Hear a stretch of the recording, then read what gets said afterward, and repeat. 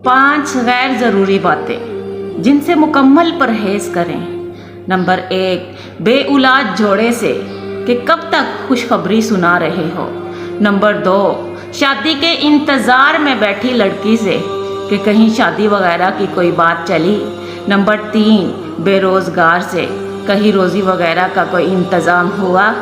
Number 4, किराए पर रहने वालों से अपना मकान कब तक बना रहे हो।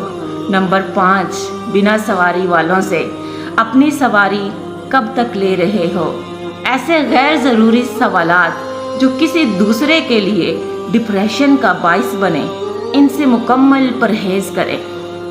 क्योंकि अगर तुम किसी को नफ़ा नहीं दे सकते तो किसी को नुकसान भी ना दो।